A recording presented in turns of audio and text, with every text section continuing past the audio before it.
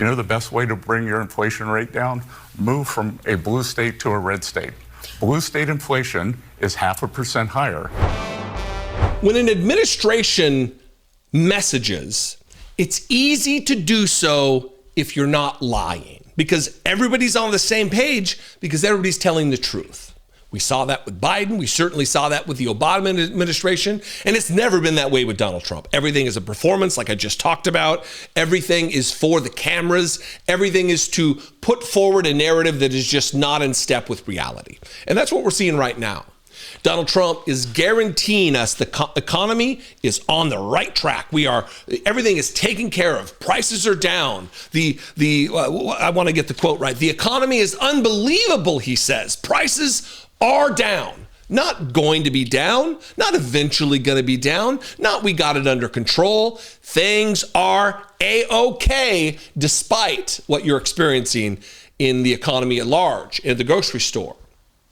This is Donald Trump. The things also, the economy is unbelievable. It really is. It's been incredible. And I think one of the great numbers that I've ever heard, think of it, over $17 trillion being invested in our country. And when you think of, compare that to the last administration, but really compare it to any administration, compare it to any country. There's never been a country with anything like that. That's in a period of 8 months. And we've already broken every record possible. There's never anything even close. So we'll go back to all of that. Prices are down. Oil is down. We're down $58 a barrel. We're going to be hitting $2 for gasoline. I think we're going to be at $2. And the previous administration, they were at $4 and $5. They were going up much higher. So if the economy is unbelievable and prices are down, why is it his vice president is saying, hey, we just be patient. Just be patient. That's all I ask of you. And even though we've made incredible progress, we understand that there's a lot more work to do. And the thing that I'd ask for the American people is a little bit of patience. Why would we need patience? For what would we need patience if the economy is unbelievable and prices are down? Not just J.D. Vance, not just his vice president, his Secretary of Agriculture, Brooke Rollins, she's saying the same thing, that those numbers are coming down and we will see real relief real soon.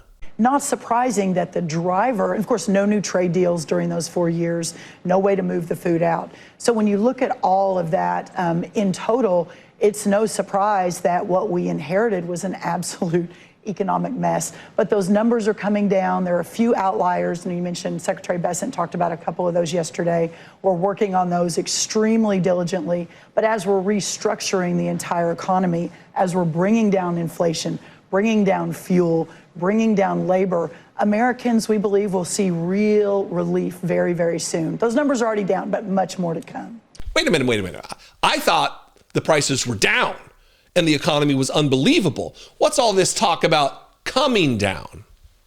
And that soon we'll see relief. I thought the relief was already here. The economy was back on track. We're hot as a pistol. Right? This country was dead before under Biden, but now everything's great. And the worst example of this, maybe from this weekend, just a batshit bananas thing that Scott Bessent said, the Treasury Secretary, the guy worth over $500 million. He said, if you really want to experience inflation, apparently inflation is a thing, even though Donald Trump says it's not. If you really want it to decrease your inflation, move to a red state. You hear that, poor people? You hear that, people struggling to pay your bills right now in the moment, struggling to pay your rent right now? The best thing for you, even though you can't save money to actually get ahead, is to save money to move to a state hundreds, if not thousands of miles away. Right. Now, Kristen, I can tell you that the Council on Economic Advisors has a study. You know the best way to bring your inflation rate down? Move from a blue state to a red state. Blue state inflation is 0.5% higher, and that is because they don't deregulate, they keep prices up, energy is higher. Just according to the consumer prices, inflation was at 2.3% back in April. In September, 3%. But let me ask you about tariffs, because there's this big announcement on tariffs. Why would we need to move to a red state to to lessen the impacts of inflation, Scott Bessent, the dear leader, your boss, Donald Trump, said the economy's unbelievable and prices are down. Not going down, not gonna be down. They're down. So why would I need to move to a red state? And on that note, let's talk about moving to a red state and where you'd be moving and what kind of outcomes there are there. Since we're talking about economic measures, let's talk about wages. Here's from SoFi, the average U.S. salary by state. Salaries tend to be higher in some areas of the country. Cities on the West Coast and in the Northeast have some of the highest average salaries. Now, they're not breaking this down by blue-red, but let's take a look. The top salaries in the United States of America: Massachusetts, blue state; New York, blue state; Washington, blue state; California, New Jersey, Connecticut, Maryland, blue states. Highest salaries. Which regions pay the least? The South is home to states that tend to pay the least: South Carolina, Kentucky, Louisiana, Alabama, Arkansas, West Virginia, Mississippi. Are those the red states people should move to, Scott Bessent? They'd be really doing great, right? This is akin, also in alignment with when you're paid higher, you have the better chance of being out of poverty. When you're paid lower, a better chance. Here's poverty mapped by states. Highest poverty rates: Louisiana, red state; New Mexico, well, there's an outlier, that's a blue state; Mississippi, Arkansas, Kentucky, West Virginia, Oklahoma, Alabama, all red states.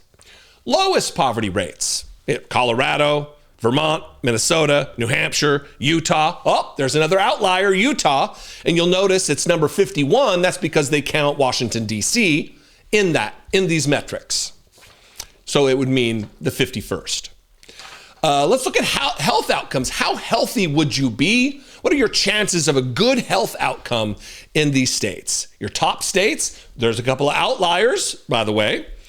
Hawaii, blue state; New Jersey, blue state; Connecticut, blue state; Idaho, Utah, red states. Hey, good for you, Idaho.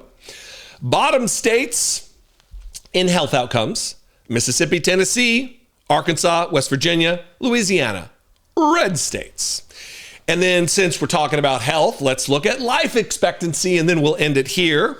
This is from CNBC. Here are the states with the longest and shortest life expectancies, according to the CDC.